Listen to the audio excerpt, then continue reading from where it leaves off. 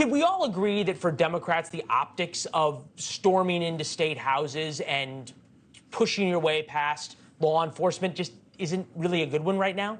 Well, I think it depends on how you look at this, because you have to look at what the objectives are of these protests. In Montana, you have a situation where a transgender state legislature is trying to be evicted by the conservative majority. Of course, you had the Tennessee Three, who are objecting to new gun laws and who are ostensibly expelled from the legislature. We're seeing similar things taking place in North Carolina and Wisconsin. And so as these groups are working together to try to fight back against this, you're seeing this type of activism that's very different than trying to overthrow a fair election in order to put in your candidate. So to you, the motivation matters. If the ends are pure, then it's okay? So, when we talk about redefining insurrection, I think that really January 6th, this is something that disrupted proceedings for a couple of hours, but they were actually able to, finish the business they were there to do. So I think a lot of Republicans would say that the redefining happened many years ago. And so, yeah, if we're going to talk about rowdy and disruptive events in state capitals, then yeah, we need to lump in everything that's happening in Nashville, in Montana. At least the definition legally, and I'm the only non-lawyer, so somehow you guys aren't going to bill me for this, but insurrection definition, a violent uprising against an authority or government. You can decide for yourself whether pushing your way past state troopers is violence or not, and whether it's an uprising or just disruptive or whatever, Robert. But still, we can all agree that what happened on January 6th was horrible. It was an insult to the rule of law and the sort of the ideals we all believe in as Americans, or should all believe in as Americans. But once Democrats sort of start cheapening that by shoving their way onto the floor of the Montana House or the Tennessee House, doesn't it just invite the comparison?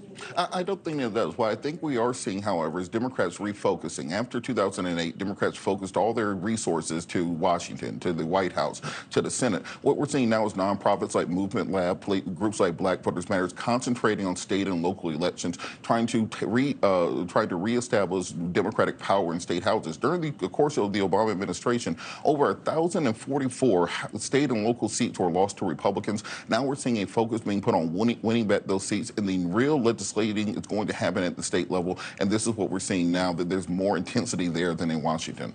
All right, so it was GOPAC, Dave Avella's group here out of D.C., that was the Republican side of getting all of that to happen, that you pointed out, to sort of change the makeup of state capitals. Given the intensity of the progressive movement, even in a place like Montana that we can see, are Republicans vulnerable on this, of the sort of the groundswell, even in a place of Tennessee, of the progressive movement? So I don't think that these are very popular like protest riots, whatever you want to call them. They are loud and they're getting a lot of attention. But at the end of the day, I mean, the members are not doing something that's popular.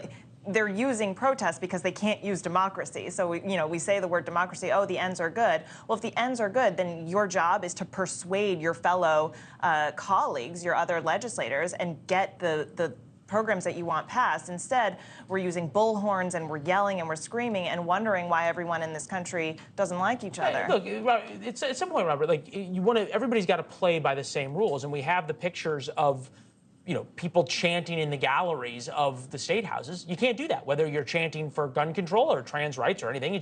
That's what the rules are. You can't stand on the House floor with a bullhorn. I think if there was Republicans doing that in Illinois, wouldn't the Democratic state legislature have the right to say, I'm sorry, you can't do that?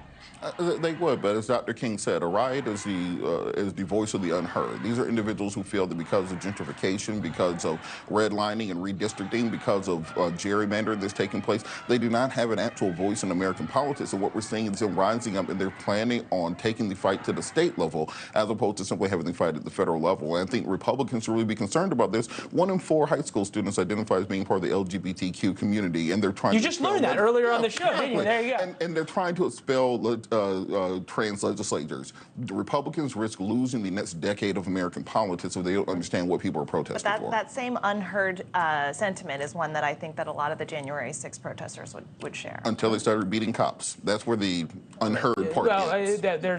Thanks for watching. Go to newsnationnow.com to find NewsNation on your television provider.